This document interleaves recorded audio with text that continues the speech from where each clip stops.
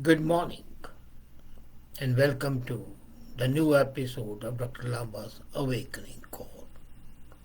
Recently, India saw elections in five provinces, and one of them extremely important that sends almost 85 MPs to Lok Sabha, the lower house, the deciding house.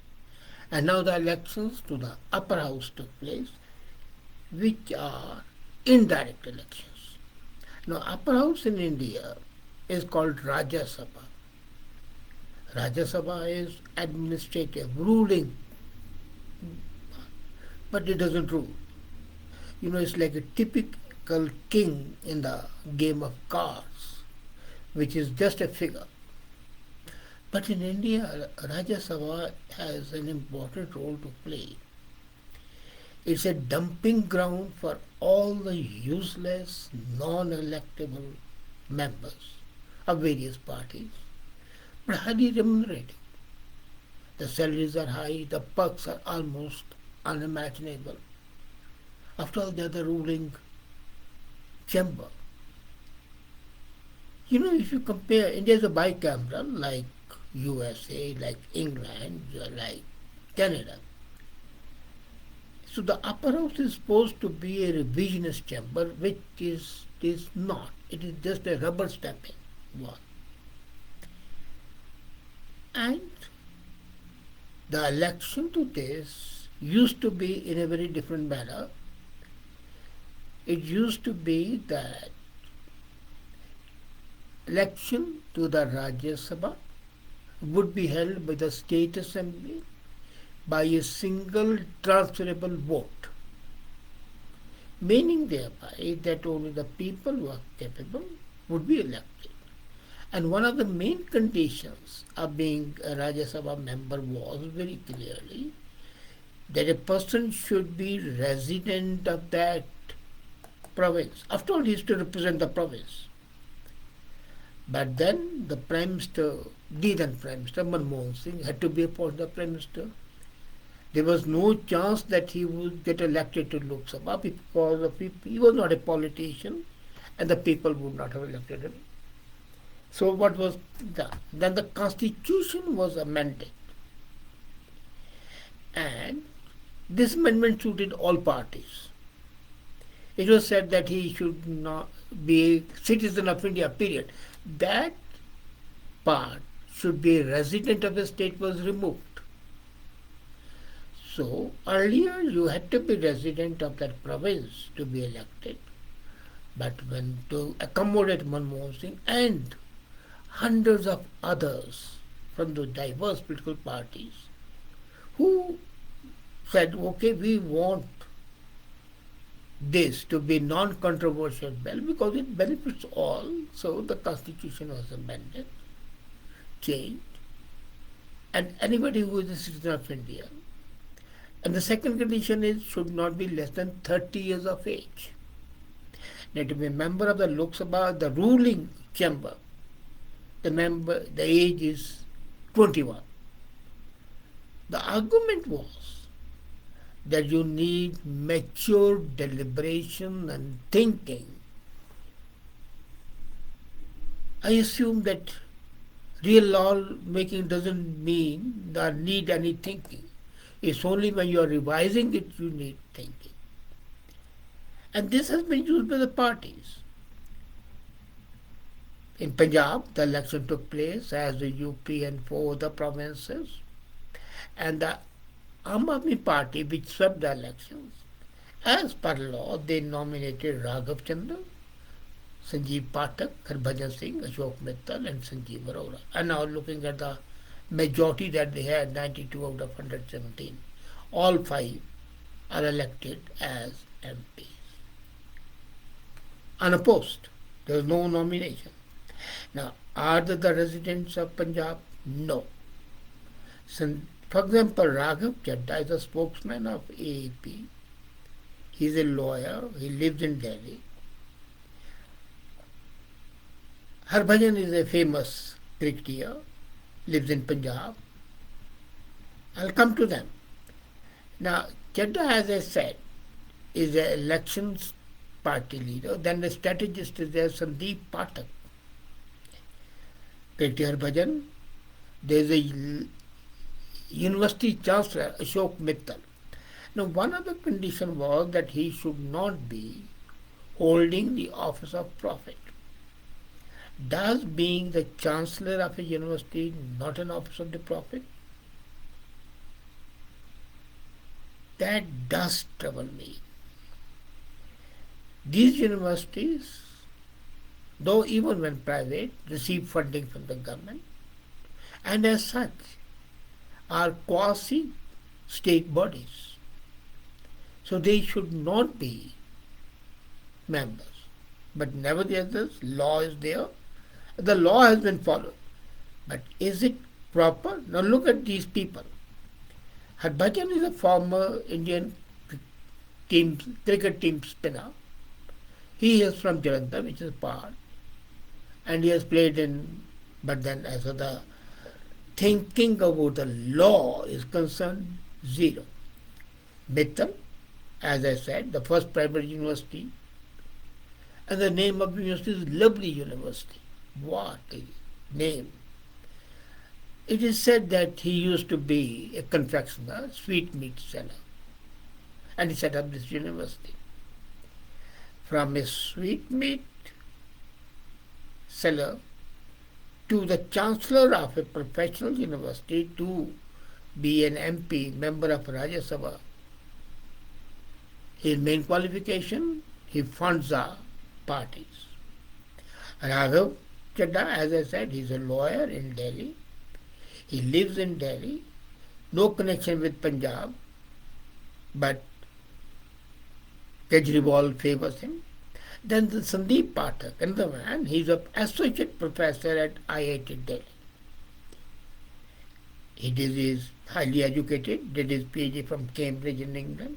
But then, isn't assistant professor at IIT Delhi not an office of prophet? The fifth one, Sanjeev Arora, he is a Ludhiana businessman. Radha Krishna Pran Breast Clinic Charitable Center, and he is there. Now coming, as I said earlier, member of Rajya Sabha must be a citizen of India. Make and subscribe before some personal authorization that behave. Take an oath and be at least 30 years old. That's the basic qualification. In Lok Sabha, you have to be financially independent, not a bankrupt, but to be Rajya Sabha member, you can be a bankrupt. You should not have been convicted of a crime is the requirement for Lok Sabha, not that for Rajya Sabha. As I said, it's a very highly remunerative dumping ground for all the riffraff. Absolutely. All the riffraff, all the rejects, or all the filthy rich who can fund the party in power become members of the Rajya Sabha. For many people, it's a cynical. You have aged, you have retired, so why not be a member of Rajya Sabha? And then you'll keep getting pension. What more is required? Now, is it proper? It's not. Since it's a revising chamber, it should be incumbent that they're highly educated, which in this case one of them is. That's it. Secondly, they should live in that province. This house meets hardly for 100 days in a year. About 1/3 of them. So last time it meant for about 40 days. A person who is cut off from the province, how would he understand the needs of that province? I know the argument can be there that they represent the house, but then they are representing the country. That's just bullshit. if they have been elected by that house, who have been directly elected by the people, then they are duty bound to look after that interest of that area. And remote interest is like getting married and living separately. It's as simple as that. I know I speak repetition. So that amendment which was made to accommodate the then Prime Minister must be annulled. And if the Modi government is really honest, then they should look at the biased amendments which are not in national interest and make them. In the meantime, you don't have to amend the constitution, but you can pass a law that they must be financially independent, that they must be sane and in possession of full mental capabilities. Now, as the rules are, even a lunatic can be nominated or elected to Rajya Sabha, because while there is a proviso that you have to be mentally okay, you have to be financially okay, you don't have to be convict. Here, if you have been a convict, doesn't matter, you can be member of Rajya Sabha. So all that has to be considered. And these sinecures are in fact rewards for being the loyal members of the party. I remember an episode. There was to be Rajya Sabha nominee from Delhi, and Kumarvish was one of the guys who was close to Kejriwal, was hoping to be sent to Rajya Sabha. But then Kejriwal had his own interest to look after, and he knew that this man may not be dependable, so he did not sponsor him. The result was a divide in the two, and this guy, Kumar Vishwas, was shown the door. And then he became the most vocal critic of Kejriwal. The same guy who was all the time praising Kejriwal to the skies, who was his hanger-on, who was one of his most loyal followers, became one of his worst critics. So, the question asked when I was advised by a friend, as I mentioned in my comments, Mr. Singh just passed, is it appropriate? It's legal, but it's not appropriate. As I said earlier, there are many things which, though right legally, are ethically wrong. These people, in their own ways, they might have been great. I have no doubt about that. It's quite an achievement for a sweetmeat seller to set up a university, become its chancellor, and fund the political parties, but absolutely acceptable. Is he fit to be Rajya Sabha member? That begs a question. A cricketer, again, probably yes, but then these two belong to the province. So as long as they fulfill the minimum qualification, that should be okay. Raghav Chadha and Sandeep Pathak, educated, highly capable, but no, not at all, because their roots are in Delhi.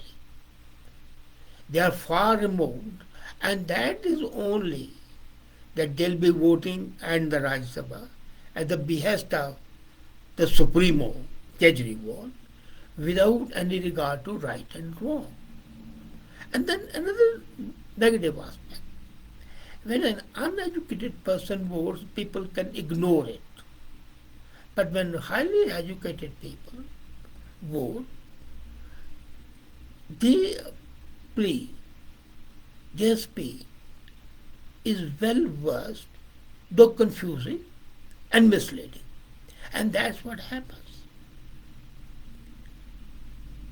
what AAP has done is, and then the point is, could they not have found proper people in Punjab? They could have. For example, what was wrong with J.K. Singh, former Chief of Army Staff?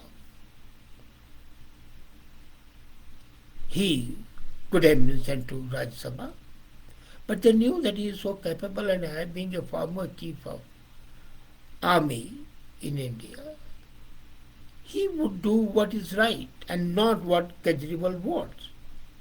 And that is something which was not acceptable to the powers that be.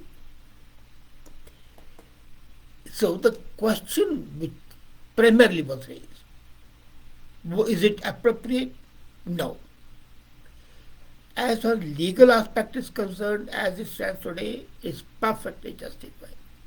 As far as ethical, moral, and national values are concerned, it is absolutely unacceptable. But then, these are the ways of politics in everywhere. You mislead people, you change the laws, the rules to suit you, and voila, you are a hero. That is a tragedy of democracy and a lamentable one. Thank you.